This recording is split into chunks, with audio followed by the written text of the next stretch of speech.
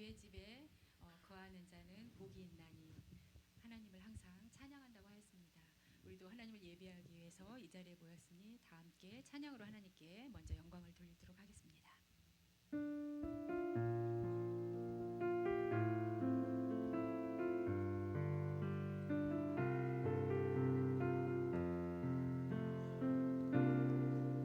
주님 내가 주의 장막을 사모합니다.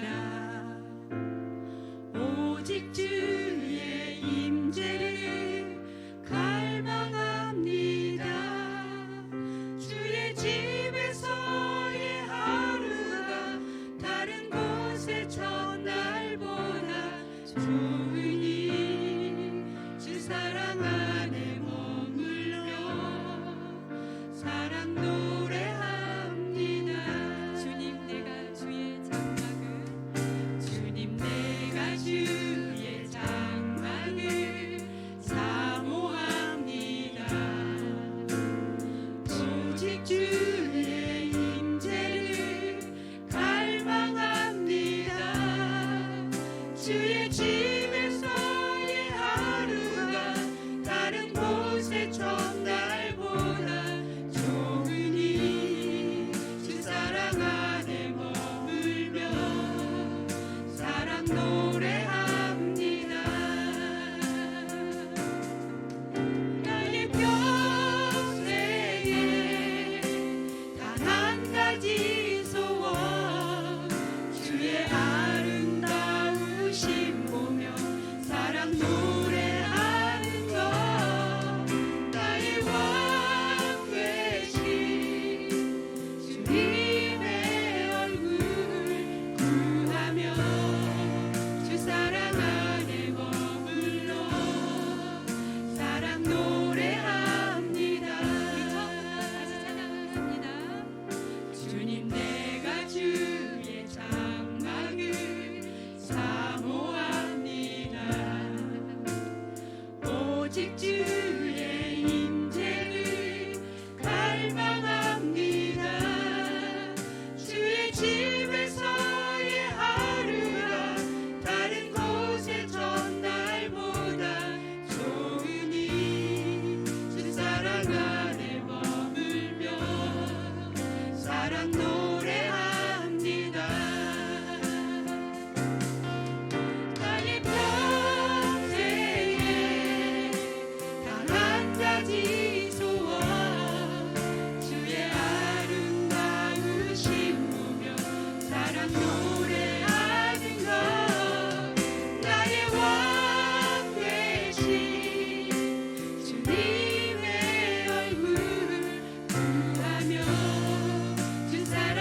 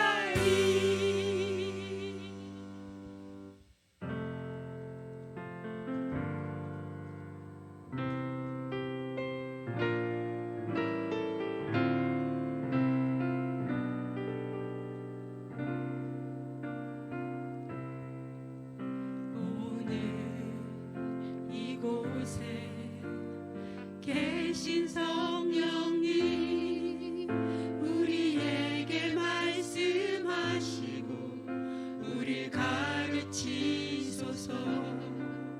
닫힌 우리 맘 열어주시고 주의 빛으로 밝혀 우리 인도하소서. 오늘 이곳에 계신 성령님 우리에게 말씀하시고 우릴 가르치소서. 닫힌 우리 맘 열어주시고 주의 빛으로 밝혀 우리 인도하소서. 주님보다 앞서지 않고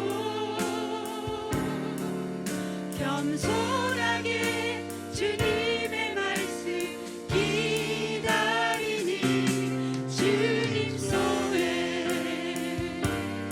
우릴 드립니다. 사랑으로 인도하소서. 우리 처음부터 다시 찬양하겠습니다. 오늘 이곳에 계신 성령님 우리에게 말씀하시고 우릴 가르치소서. 닫힌 우리 맘 열어주시고 주의 빛으로 밝혀 우리 인도하소서. 주님보다 앞서지 않고 겸손하게 주님의 말씀 기다리니 주님 손에 우릴 드립니다. 사랑으로 인도하소서.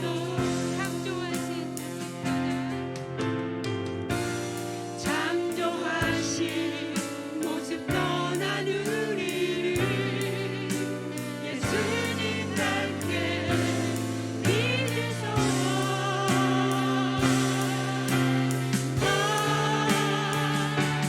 주님보다 앞서지 않고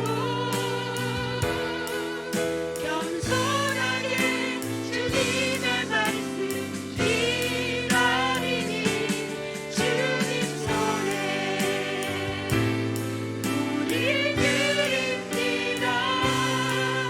사랑으로 인도하소서.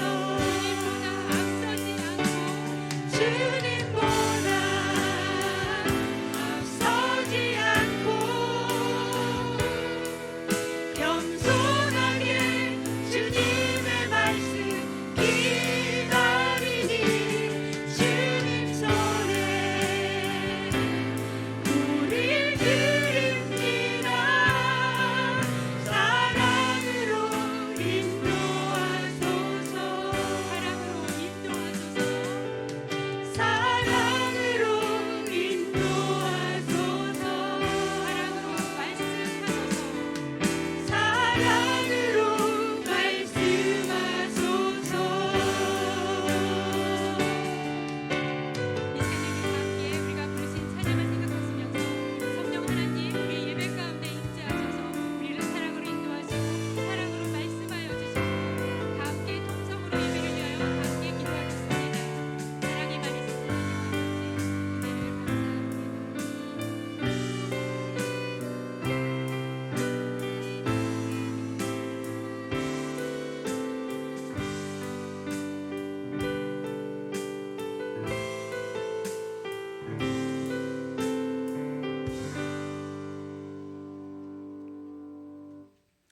좋으신 주님 감사합니다. 언제나 저희들의 삶 속에서 은혜의 단비를 내려주시는 주님께 찬양과 경배를 올려드립니다. 오늘 주의 날 이곳에 나와 주께 예배드리게 하시오니 감사드립니다.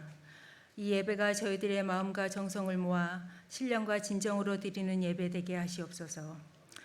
주님, 저희들은 주의 은혜 없이는 살 수 없음을 알고 있지만 너무나도 연약하고 어리석어 세상에서 주의 자녀답지 못한 말과 행실로 많은 죄를 지었습니다.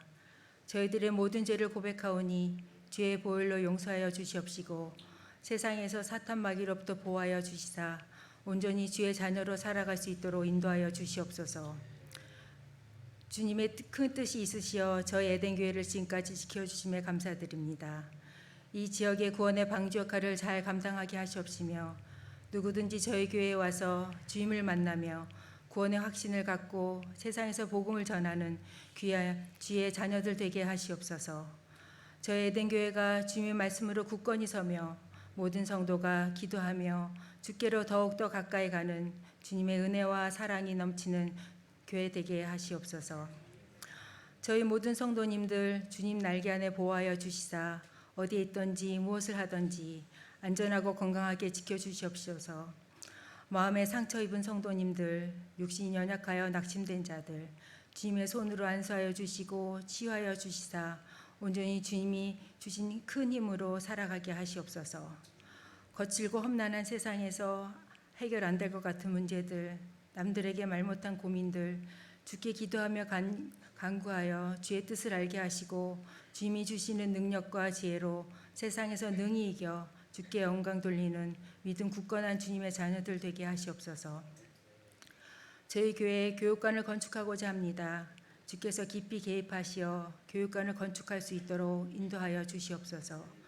그곳에서 저희 아이들이 주님의 말씀으로 자라며 세상에서 빛과 소금의 역할을 감당하며 주의 영광 나타나게 하시옵소서.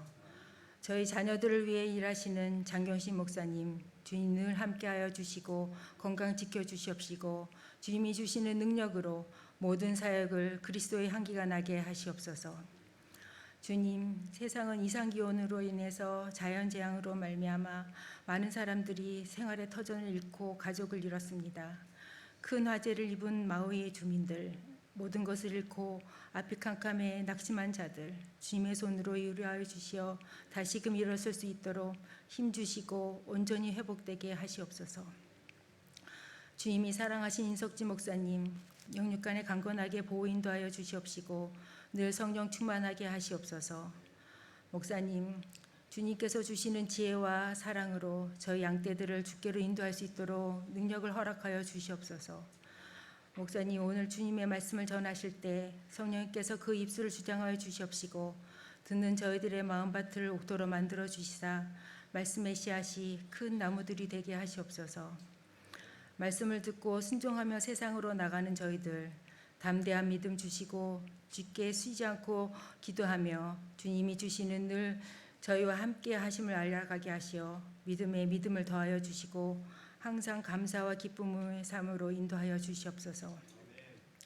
오늘 예배를 위하여 수고한 모든 손길들 주님이 선별하신 가장 좋은 곳으로 채워주시옵시며 이 시간 은혜 충만함을 받고 나아가 주의 복음을 전파하는 주님의 부활의 증인들이 되게 하시옵소서.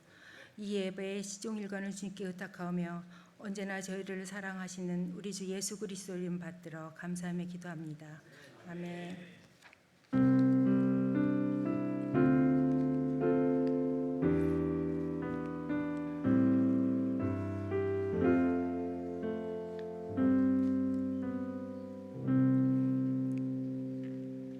오늘 저에게 주신 하나님의 말씀은 마가복음 5장 1절에서부터 8절, 18절에서부터 20절의 말씀입니다.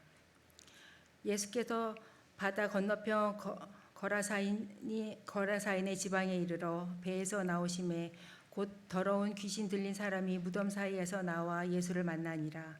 그 사람은 무덤 사이에서 거처하는데 이제는 아무도 그를 쇠사슬로도 맬 수 없게 되었으니 이는 여러 번 고랑과 쇠사슬에 메었어도 쇠사슬을 끊고 고랑을 깨뜨렸음이로라. 그리하여 아무도 그를 제어할 힘이 없는지라. 밤낮 무덤 사이에서나 산에서나 늘 소리 지르며 돌로 자기의 몸을 해치고 있었더라. 그가 멀리서 예수를 보고 달려와 절하며 큰 소리로 부르짖어 이르되 지극히 높으신 하나님의 아들 예수여, 나와 당신이 무슨 상관이 있나이까? 원하건대 하나님 앞에서 맹세하고 나를 괴롭히지 마옵소서 하니 이는 예수께서 이미 그에게 이르시기를 더러운 귀신아 그 사람에서 나오라 하셨습니다. 예수께서 배에 오르실 때에 귀신 들렸던 사람이 함께 있기를 간구하였으나 허락하지 아니하시고 그에게 이르시되 집으로 돌아가 주께서 내게 어떻게 큰 일을 행하사 너를 불쌍히 여기신 것을 내 가족에게 알리라 하시니 그가 가서 예수께서 자기에게 어떻게 큰 일을 행하셨는지를 데가볼리에 전파하니 모든 사람이 놀랍게 여기더라. 아멘.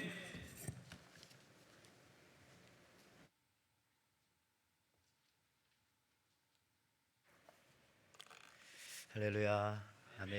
예, 오늘 하나님 말씀 같이 나누겠는데요. 우리 읽으신 말씀 나누기 전에 교회 소식을 몇 가지 한번 같이 나누고 하나님 말씀 듣도록 하겠습니다. 여러분 주보를 보시면은 자세히 나와 있는데 이제 성경 통독 다시 시작합니다. 여기 제 4차라고 했는데 코로나 이후에 본격적으로 시작한 것은 4차이고 사실 그 전부터 하면 한 9차는 될 것 같습니다만은 하여튼 여러분들 원하시는 분들 9월 3일부터 내년 5월까지 구약 성경 시대 순으로 읽게 되는데 10명 정도 모이면 이제 시작할 수 있겠습니다. 그래서 우리 인현숙 사모님에게 문의해 주시기 바라고요. 또 이제 1대1 제자 양육, 우리 양육반임 동반자반입니다. 동반자반. 여러분들 1대1 양육이 뭔지 모르고 여기 나와 있는 것처럼 성경의 진리와 구원의 확신, 예수 믿고 구원받아야죠. 확신에 대해서 보다 확신을 얻고 싶으신 분들은 우리 김엘렌 장로님에게 문의해 주시면은 훈련 받으신 분과 같이 매칭하여서 한 14주 정도 그렇게 나갈 수가 있겠습니다. 우리 에덴교 성도들은 누구나 다 받으실 수가 있고요. 또 우리가 재직이 되는데 사실은 1대1 양육은 필수 과정 되겠습니다. 그래서 1대1 양육하지 않으면 의미가 없죠. 여러분들 그 다음에 제3차 우리 성경 파노라마 있습니다. 그래서 9월 초부터 진행하려고 예정하는데 12주 정도 되는데요. 원하시는 분들이 있으면 또 저한테 말씀해 주시고 교재는 20불이 되겠습니다. 우리 새가족 안내 또 새가족 교실 또 준비하고 있는데 여러분 기도해 주시 바라고요. 여러분 기도해 주셨지만 우리 마우이 섬에 화재로 인해서 많은 인명 피해와 또 이재민들이 많이 생겼습니다.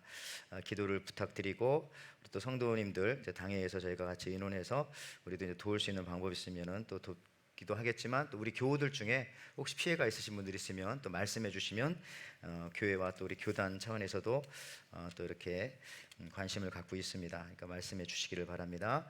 다른 교회 소식들은 여러분 주보 한번 살펴보시기 바라고요. 자, 우리 이 시간 같이 하나님의 말씀 읽어주신 말씀 가지고 같이 은혜를 나누고자 합니다. 우리 마가복음 5장 1절에서 8절 그리고 18절에서 20절 말씀 가지고 우리 죽고 싶지만은 떡볶이는 먹고 싶다 이런 제목으로 같이 은혜 나누고자 합니다. 우리 옆 사람과 한번 같이 한번 인사하겠는데 이렇게 한번 인사하겠습니다.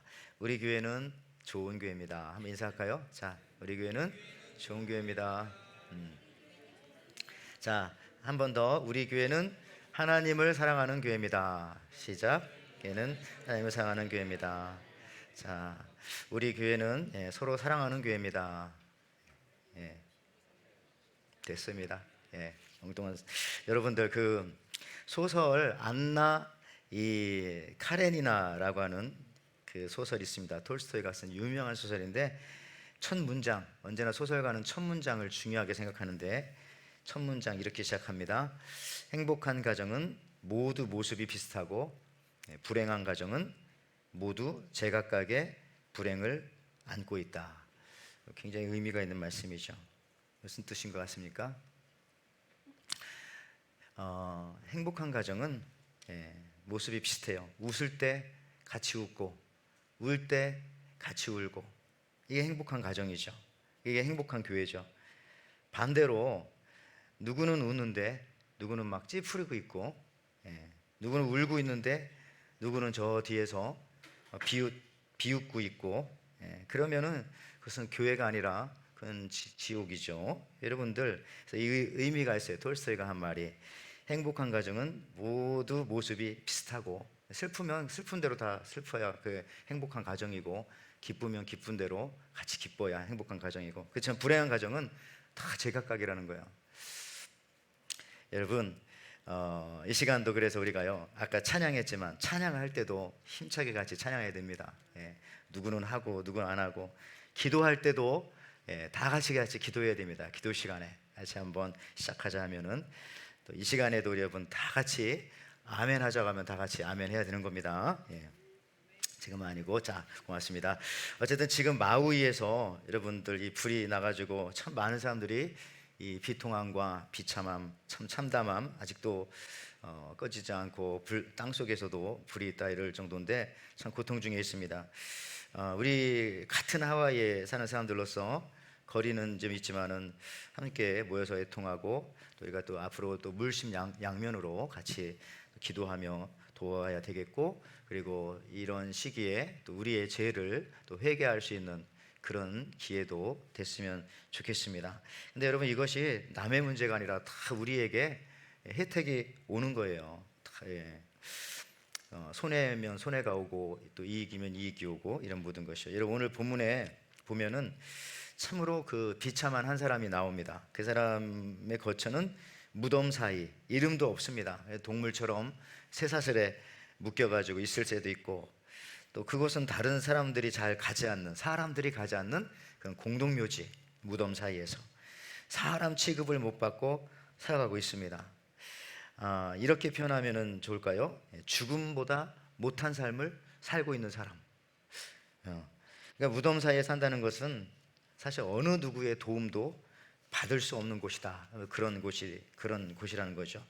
오늘 본문에 보니까 예수님께서 그래서 이 거라사, 다른 성경에 가다라 같은 지방입니다. 거기 가셔서 더럽고 외로운 이 귀신 들린 사람을 고치는 장면입니다. 오늘 마가복음 5장 1절 2절에 예수께서 바다 건너편 거라사인의 지방에 이르러 배에서 나오심에 곧 더러운 귀신 들린 사람이 무덤 사이에서 나와 예수를 만나더라.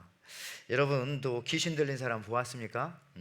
저는 어린 시절에 기도원에 자주 다녔을 때에 여기서 이제 귀신 들린 사람들 많이 봤습니다. 집회 도중에 치료하기도 하고 또 그렇지 못한 경우도 있고 제 기억에는 과거에 한국에서 귀신 들린 사람의 모습은 바로 오늘 성경에 나오는 이 모습과 비슷합니다. 조금 약하기도 하고 그렇지만 비슷해요. 그건 옛날 모습이고 근데 지금 우리가 살고 있는 2023년도 지금 이 귀신 들림의 현상은 조금 다르게 나타나는 것 같아요. 예를 들어서 뭐 좀 중독이라든지 아니면 뭐 이렇게 조울증 같은 거, 우울증과 조증이 섞여 있는 뭐 하여튼 정신적인 그런 문제로 좀 나타날 수도 있고, 혹은 마약이나 약물 뭐 이런 걸 통해서 환청과 또 환시 같은 거 보면서 여러분 거리에 가면 길거리에도 이렇게 그냥 아무도 안 보이는데 누군가 대화하면서 지나다니는 그런 사람들 보게 됩니다. 물론 이렇게 귀신 들림과 정신병을 똑같이 보는 것은 문제가 있습니다만은 근데 한편으로는 좀 비슷한 면이 꽤 많이 있습니다. 근데 어쨌든 오늘 이 성경에 나오는 이 귀신 들린 사람의 상태는 이것보다는 더욱더 아주 심각하죠. 그래서 오늘 마가복음 5장 2절 5절에도 그 사람은 무덤 사이에 거처하는데 이제 아무도 그를 쇠사슬로도 맬 수 없게 되었으니 이는 여러 번 고랑과 쇠사슬에 매였어도 쇠사슬을 끊고 고랑을 깨트렸음이라. 그리하여 아무도 그를 제어할 힘이 없는지라. 밤낮 무덤 사이에서 나 산에서 늘 소리 지르며 돌로 자기 몸을 해치고 있더라. 이렇게 소리 지르면서. 근데 이 귀신 들린 사람의 상태를 누가는 사실 좀 더 잘 기록하고 있어요. 누가복음에 보면 알몸으로 있었다 뭐 그런 표현도 나옵니다만은 하여튼 너무나 사납고 그러니까 남자들이 몇 명이 달려들어도 제압할 수가 없습니다. 뭐 쇠고랑 정도까지도 끊고 이렇게 달아나는 초인적인 힘을 가졌으니까요. 근데 오늘 본문 4절에는 그래서 그를 아무도 제어할 수 없다. 근데 놀랍게 오늘 성경에 보면 예수님이 부르지도 않았는데 그 귀신 들린 사람이 예수님 앞에 먼저 달려 나옵니다. 그리고 자기를 멸망시키지 말라고, 군대 귀신이죠. 안에 6,000개 이상의 뭐 이렇게 귀신이 들어있었나 봐요. 애원을 합니다. 그때 예수님께서는 이 귀신 들린 사람을 그냥 보내지 않고 치료하십니다. 치료. 근데 어떻게 치료하십니까? 이 부분이 아주 오늘 중요한 겁니다. 이걸 얘기하려고 하는 거예요. 어떻게 예수님께서는 이 귀신 들린 사람을 치료했을까? 보십시오. 마가복음 5장 8절에 이는 예수께서 이미 그에게 이르시기를 더러운 귀신아 그 사람에게서 나오라 하셨습니다. 이 예수님께서 치료하신 장면이에요. 어떻게 치료했습니까? 자, 예수님은 이 귀신 들린 사람을 치료할 때 마치 그 원심 분리기에다가 이 귀신 들린 사람을 넣고 팍 돌려가지고 이렇게 분해해 버린 거죠. 두 가지로. 자, 귀신 들린 사람을 어떻게 나눴어요? 사람과 귀신으로 이렇게 나누었어요. 그러니까 치료가 된 거죠. 나눠놓는 방법으로, 분리하는 방법으로 치료하신 거예요. 여러분, 보통 한국적인 표현으로도 귀신에 들렸다 이런 말도 있고 귀신이 붙었다. 영어 성경에도 보니까 포제스트, 붙었다는 거죠. 예. 그러니까 이거 나눠놓는 거예요. 그러니까 귀신 들림을 치료하는 방법은 붙었으니까 떼어놓으면 되는 겁니다. 그러니까 귀신 들린 사람에서 귀신과 사람을 나눠놓으면 그 간단하게 치료가 되는 것이에요. 여러분에게도 말씀드렸지만은 소금 가장 비싸게 파는 방법이 뭐라고요? 소와 금을 나눠서 팔면 엄청 비싸게 팔 수 있다. 뭐 장난기 어린 말이지만 나눈다는 데 초점이 있는데 좀 더 설명하면은, 여러분 오늘 다시 한번 성경을 한번 보면 앞부분에 분명히 단어가 나오잖아요. 귀신 들린 사람, 이런 단어 써요. 귀신 들린 사람. 즉 귀신과 사람이 마구 섞여 있어요. 귀신이라고도 볼 수 없고 사람이라고도 볼 수 없고 그냥 귀신 들린 사람입니다. 근데 예수님께서 이 귀신 들린 사람을 치료하는 과정에서 귀신과 사람을 나눠 놓으셨다, 떼어 놓으셨다. 이게 바로 오늘 예수님의 치료 장면의 핵심입니다. 더러운 귀신아 그 사람에게서 나오라. 여러분, 이 비싼 제품은 다 나눠서 팔더라고요. 개별 포장 이런 거 들어봤어요? 예.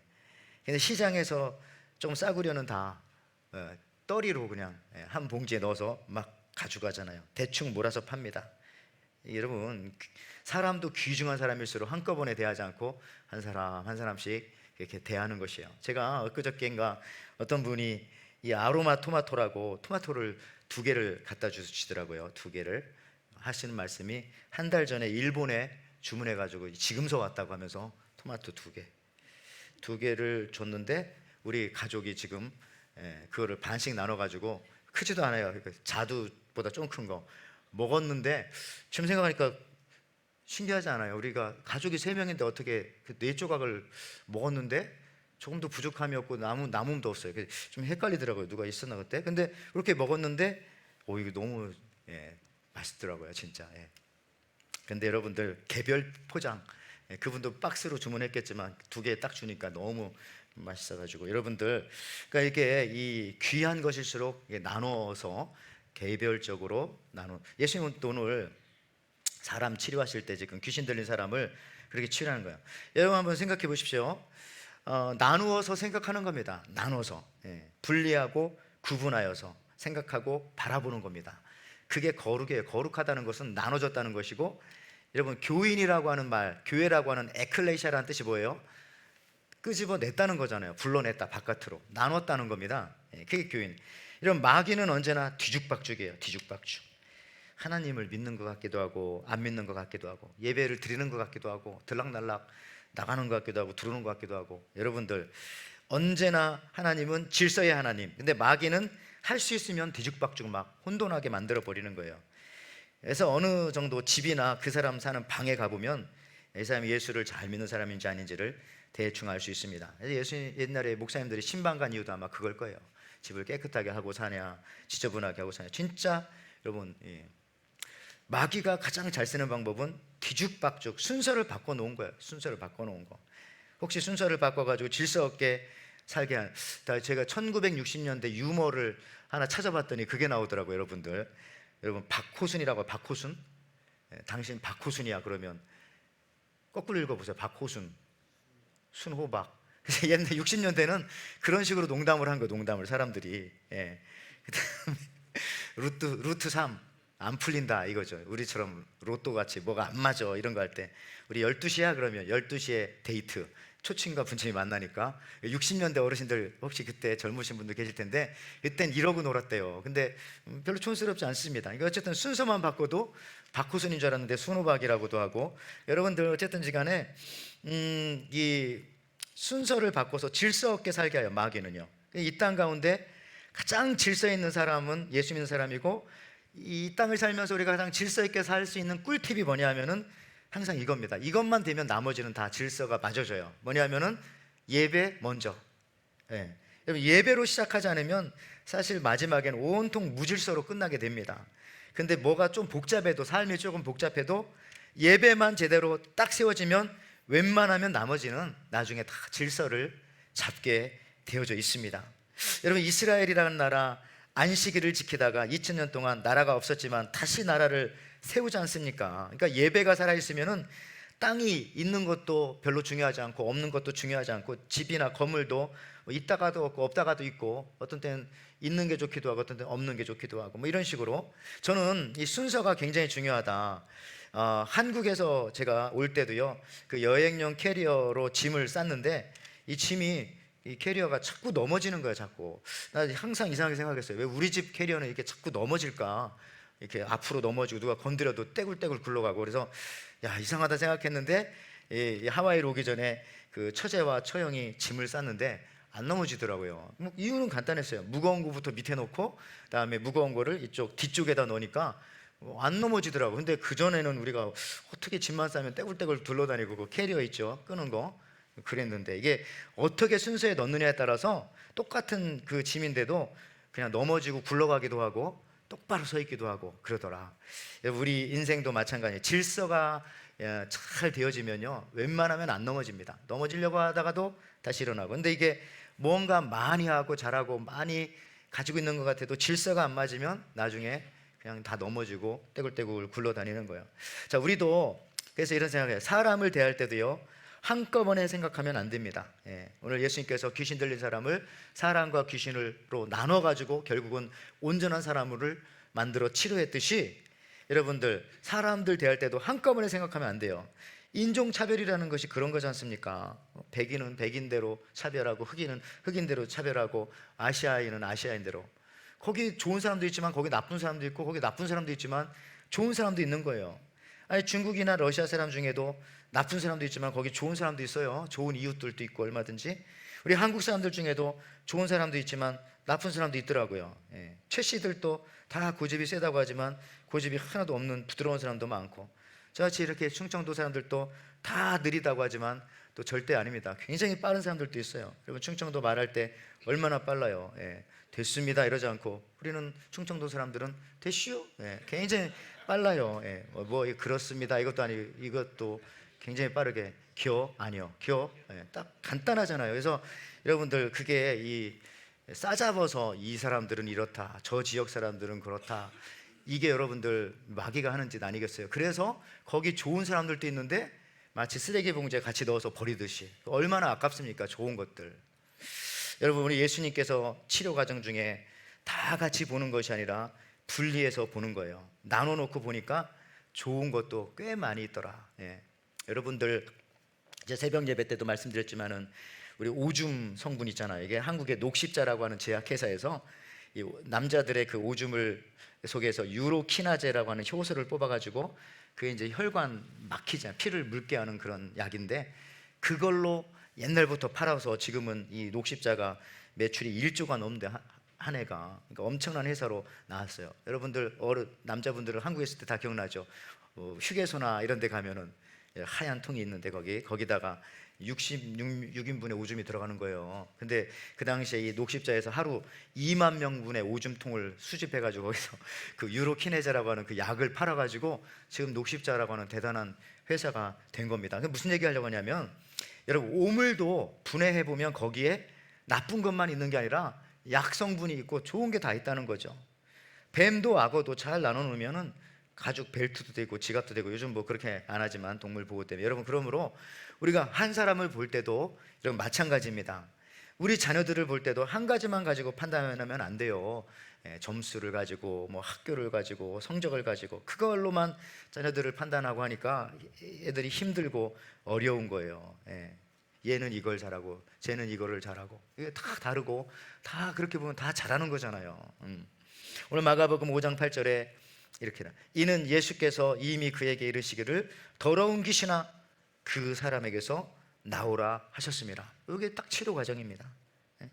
This man과 evil spirit 딱 나누잖아요. 그래서 우리가 어떤 사람을 볼 때도요, 이거 다 나눠놓고 봐야 돼요. 정치색을 다 빼고 봐요. 다 좋은 사람이에요. 남녀 구분하지 말고 한번 다 좋은 사람이죠. 고향 빼고 한번 보세요. 그럼 다 좋은 사람 될 수 있어요. 학력 빼고 보세요. 그러면 다 하나도 무시할 사람 아무도 없는 거예요. 여러분, 유대인들이 예수님을 배척할 때 자주 썼던 나쁜 방법이 있어요. 뭡니까? 나사렛 예수. 물론 지금은 좋은 방법이지만 옛날에는 그걸 나쁘게. 그러니까 나사렛이라고 하는 말 자체가 깡촌이라고 하는 뜻이에요. 그러니까 나사렛이라고 하는 동네가 전쟁 피난민들이 살던 난민촌이었어요. 그리고 나사렛이라고 하는 이름 자체가 마디, 이게 순 있죠, 나무에 나오는 싹 조그맣다라고 하는 그런 뜻이에요. 그래서 나사렛 예수하면 아유 저 조그만 예수, 저 시골 촌뜨기 이런 겁니다. 그래서 이렇게 예수님 무시할 때 나사렛 예수라고 불렀죠. 구약에서도 여러분 다윗을 무시할 때 사람들이 늘 뭐라고 했어요? 이새의 아들, 이새. 그러니까 왕이라고 안 하고 아유 누구 아들. 우리도 누구 무시할 때 아버지 이름이 뭐냐 이러면서 누구 아들, 누구 아들내미 이러면서 무시하잖아요. 똑같아, 다윗도 그렇게. 그리고 이집트 사람들이 이스라엘 사람들 무시할 때도요, 저 히브리 사람들, 히브리란 말은 강을 건너온 사람들이다 이런 뜻이에요. 난민들이죠, 말하자면. 바다 건너오고 강 건너왔으니까. 그러니까 그런 식으로 막 무시하는데 그런 말들을 다 떼어버려야 된다는 거죠. 그걸 붙여서 생각하니까 참 그 사람이 우습게 보이고 어떤 때는 뭐 무시해도 되는 사람처럼 보이고 그거 아닙니다. 여러분, 예수님께서도요 다 나눠놓으니까 거기서부터 치료 과정이 이루어지는 것이다. 여러분, 제가 한번 소개한 적이 있습니다만은 소피의 선택이라고 하는 영화 있잖아요. 2차 대전을 배경으로 한 영화인데 여기 여주인공 소피가 아주 아름다운 여인입니다. 이 미모에 반해서 독일 장교가 그녀를 눈여겨보다 사랑에 빠지는 거야. 소피는 두 아이를 데리고 근데 아우슈비츠로 가는 겁니다. 근데 소피가 말하죠. 나는 공산당이 아니에요. 나는 유대인도 아닙니다. 나는 기독교인입니다. 그럼에도 불구하고 어떻게 끌려갔어요. 애를 둘을 데리고. 그때 독일군 장교가 와가지고 말해요. 수고하고 무거운 짐진 자들아 다 내게로 오라. 좀 약간 비아냥거리면서 그러면서 소피에게 이런 제안을 합니다. 아이들 둘 중에 하나 아들이고 딸인데 하나만 선택해라. 아들이냐 딸이냐. 소피는 거기서 이렇게 말하죠. 나는 그렇게 못합니다. 독일군 장교가 또 이렇게 말하죠. 그렇게 선택하지 않으면 둘 다 죽는다. 둘 다. 그러니까 소피가 어쩔 수 없이 그래도 하나를 선택하는데 아들을 선택합니다. 그러니까 선택받지 않은 3살짜리 딸아이는 울면서 가스실로 끌려가고, 소피는 그때 이런 생각을 했어요. 그래도 내가 아들 하나는 살렸으니까 그 생각하면서 살 줄 알았어요. 그런데 오히려 시간이 지나니까 그녀는 살린 아들을 생각하는 것이 아니라 자기가 잃어버린 딸을 생각하며 딸을 죽였다고 하는 그 죄책감에 사로잡혀서 결국은 사랑도 버리고 스스로 목숨도 끊게 됩니다. 여러분, 그렇습니다. 좀 보십시오. 인간의 힘으로는요 이 두 가지를 분리해서 생각하는 게 쉽지가 않습니다. 그러니까 하나를 선택했으면 다른 나머지 하나만 생각하면 살면 되는데, 이상하게도 여러분들도 인생 속에서 얻은 것도 많지만 잃은 것들이 많아요. 근데 많은 사람들, 비참하게 사는 사람들은 대부분 잃은 것만 생각하고 살고 있어요. 지금 내가 보면 가진 게 되게 많은데 얻은 게 이게 잘 안 되는 거예요. 분리가 잘 안 된다는 걸 지금 말씀드리는 거예요.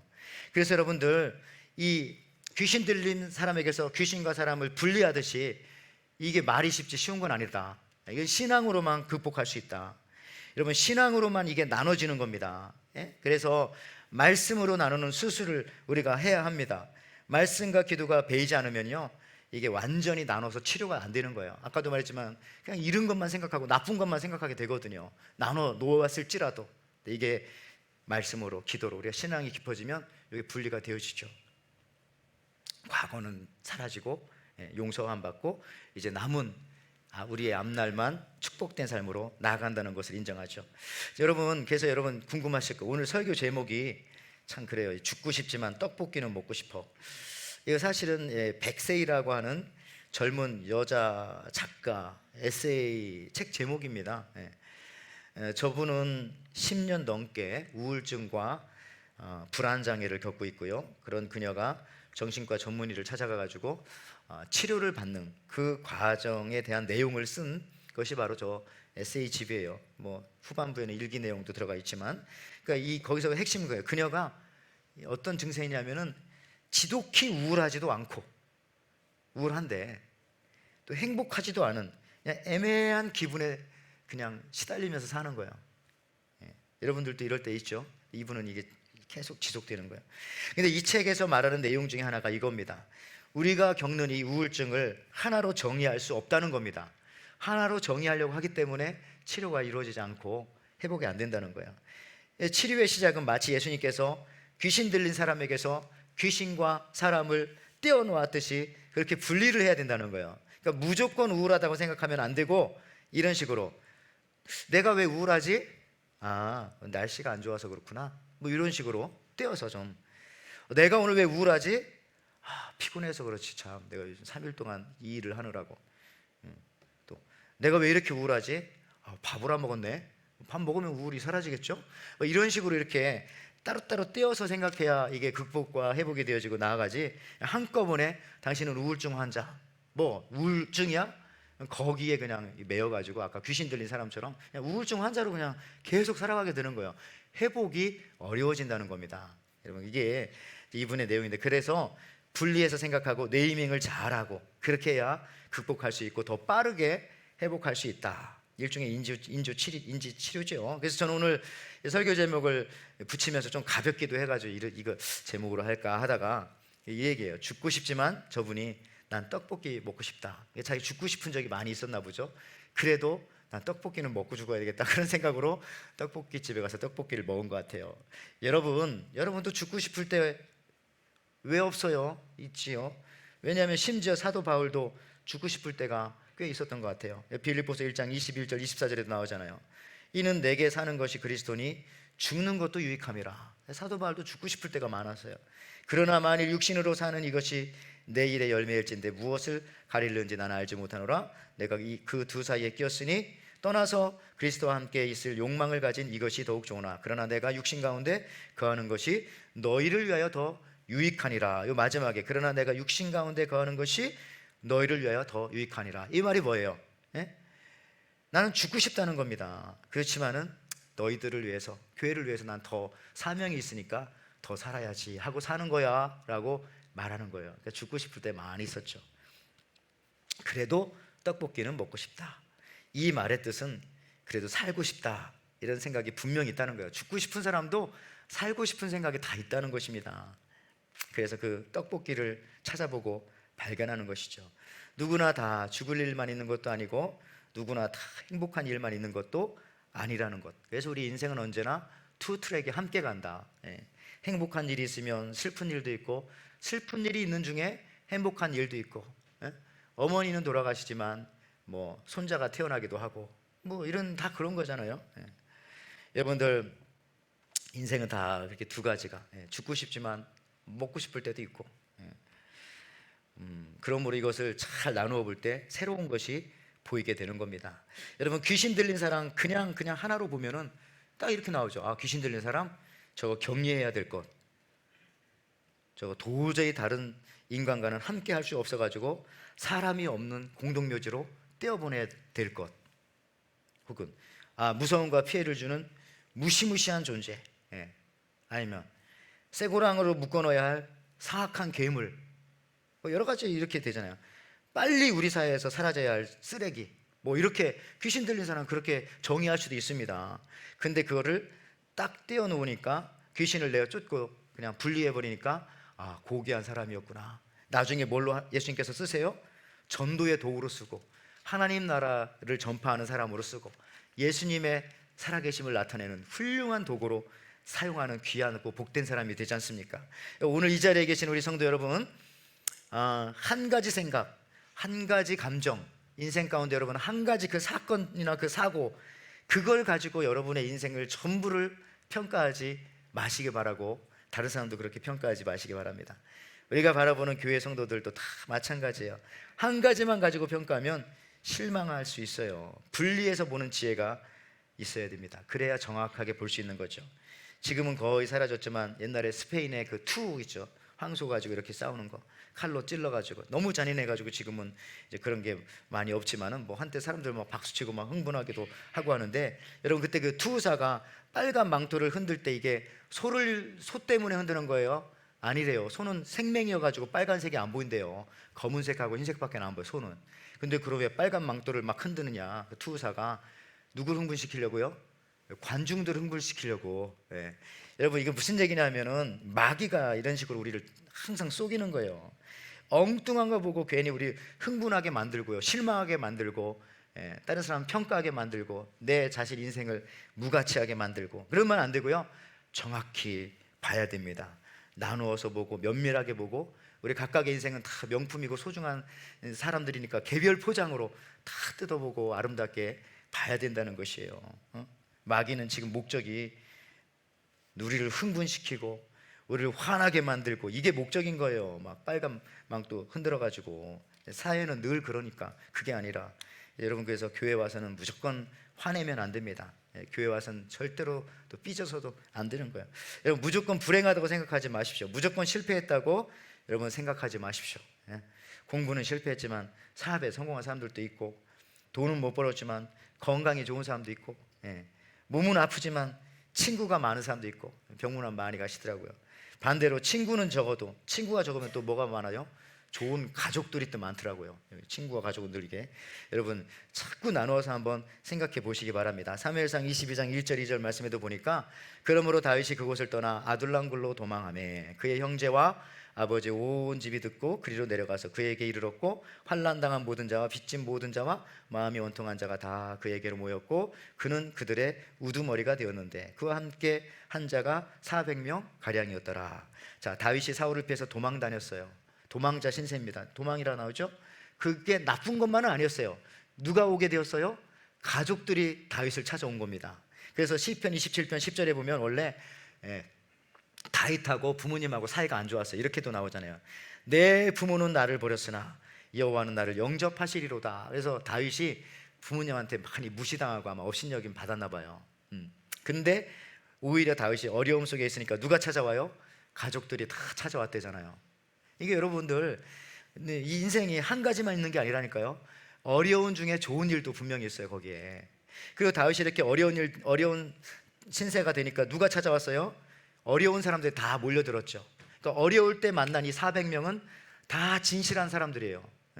내가 잘 나갈 때 만나는 400명은 그 중에 반은 진실한 사람이고 그 중에 반은 뜯어먹으러 온 사람이에요, 대부분. 그렇지만 내가 어려울 때 나에게 찾아온 사람들은 다 진실한 사람들이에요. 이 400명을 가지고 다윗 왕국의 기초를 쌓아갈 수 있는 기회를 얻은 거예요. 이 400명을 다 인터뷰하고 다 인적 조회하고 이거 찾아내려면 이게 40년이나 돼야 이거 가능할까요? 안 되는 거예요. 근데 이 어려움 속에 딱 하나님께서 기둥 같은 400명을 찾을 수 있는 기회를 주시지 않습니까? 여러분, 그래서 우리 인생은 그런 겁니다. 항상 어려운 일들만 있는 것도 아니고 또 나쁜 일들만 있는 것, 두 가지가 항상 있으니까 분리해서 잘 보고 우리가 감사하며 살아가야 되겠다.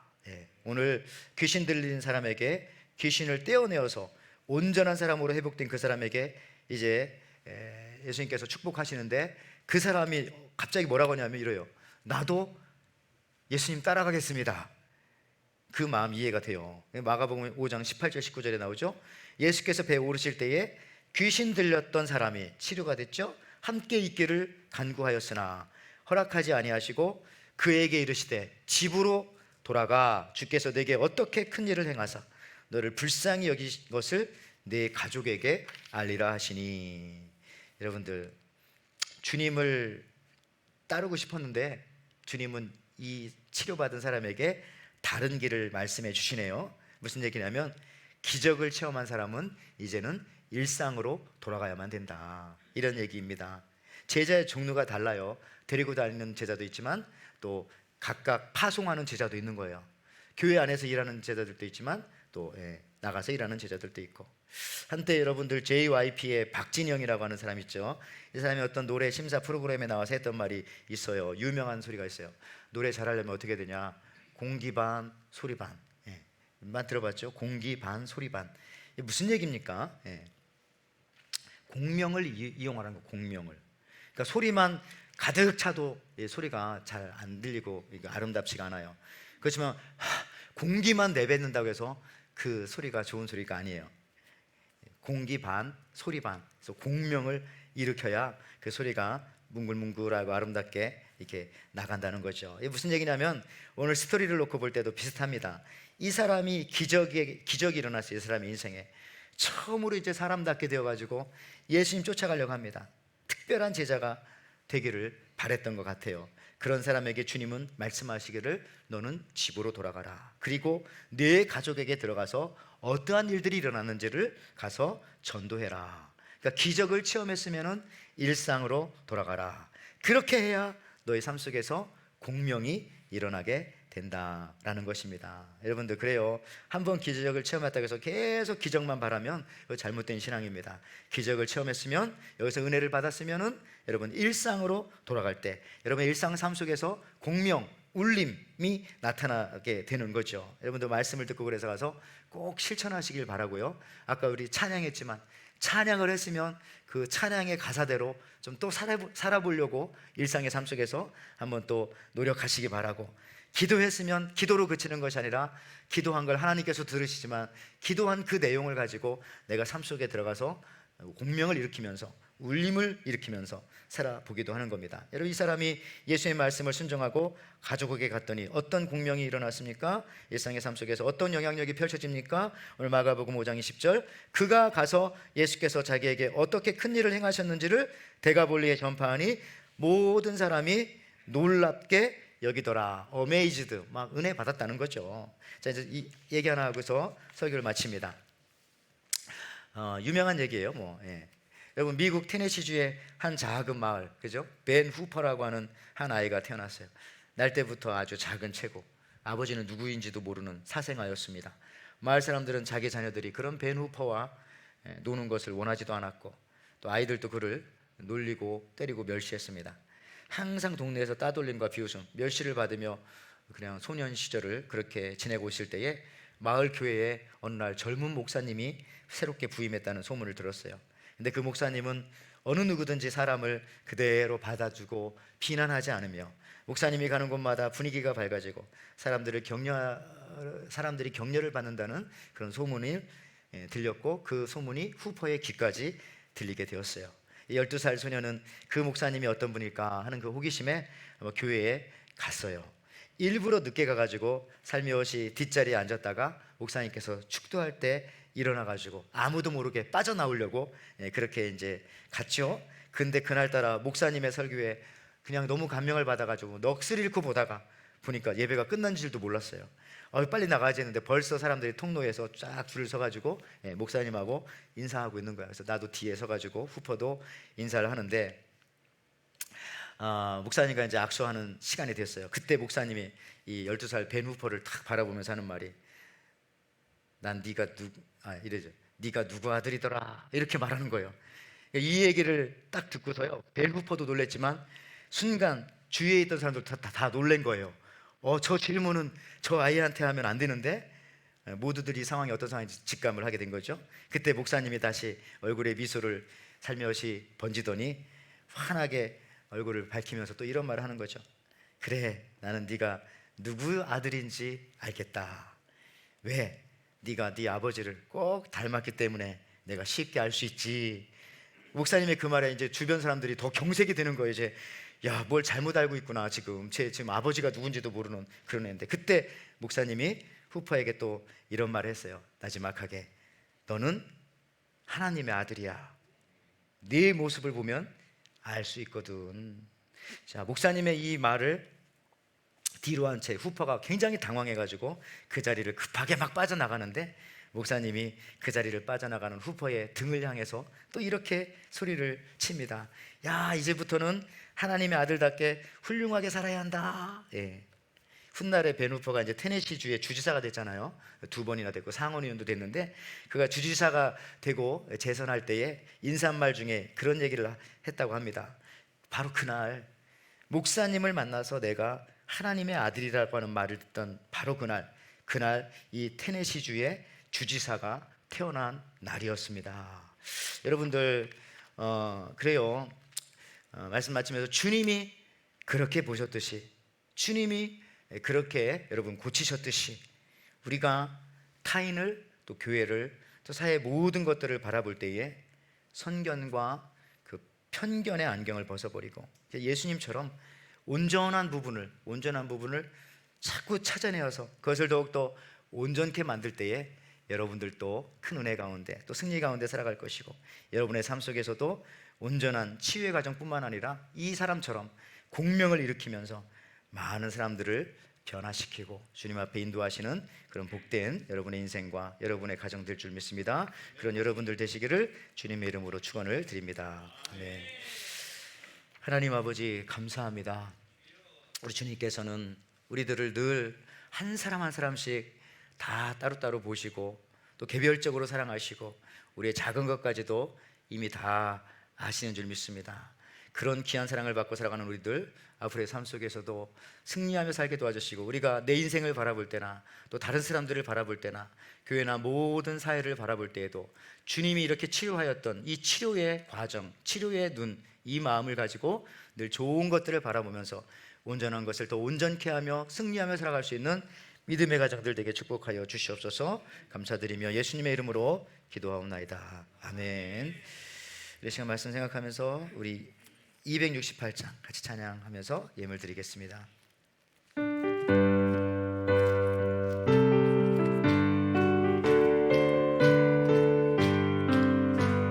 죄에서 자유 얻게 함은 보혈의 능력, 주의 보혈 시험을 이기고 승리하니 참 놀라 능력이로다. 주의 보혈 능력이 또다. 주의 피 믿음으로 주의 보혈 그 어린 양의 매우 귀중한 피로다. 육체의 정욕을 이기리무 보혈의 능력, 주의 보혈 너란 마음을 얻게 하니 참 놀라 능력이로다.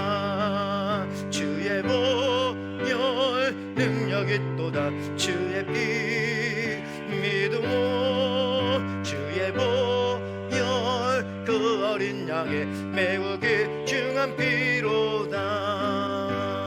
눈보다 더 이게 밝히는 것 보혈의 능력, 주의 보혈 부정한 모든 것 밝히시니 참 놀라운 능력이로다. 주의 보혈 능력이 또다. 주의 피 믿음 주의 보혈 그 어린 양의 매우 귀중한 피로다.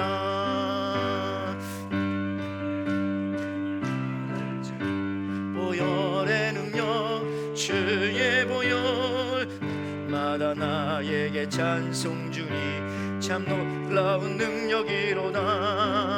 주의 보혈 능력이 또다. 주의 피 믿음 주의 보혈 그 어린 양의 매우 귀중한 피로다.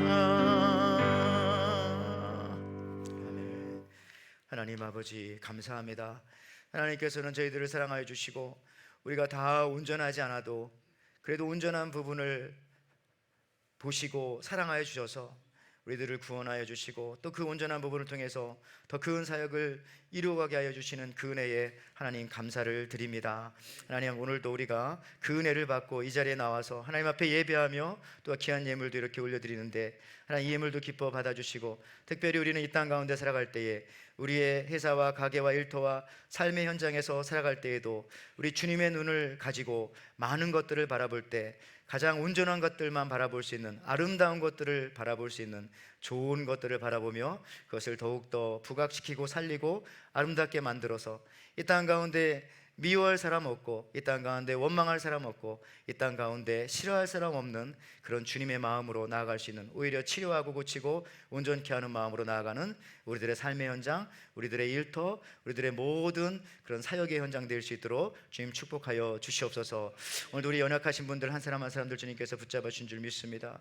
하나님께서 불쌍히 여겨주시고 특별히 이렇게 우리 하와이 땅 정말 이 마우이와 이런 곳에서 너무 엄청난 일들이 많이 벌어졌는데 우리는 많이 느끼지 못할 때가 많이 있습니다. 그러나 그들의 아픔을 우리가 함께 같이 고통하며 같이 아파하며 함께 도우며 나아갈 수 있는 우리 믿음의 일꾼들, 우리 귀한 성도들 될 수 있도록 또한 축복해 주시고, 그들을 주님께서 회복시켜 주시고 여러 가지 모양으로 다시 한번 일으켜 주셔서 다시 한번 주님 앞에 온전케 되어지는 그 땅 주민들 될 수 있도록 하나님 위로하여 주시고 하나님 인도하여 주시옵소서.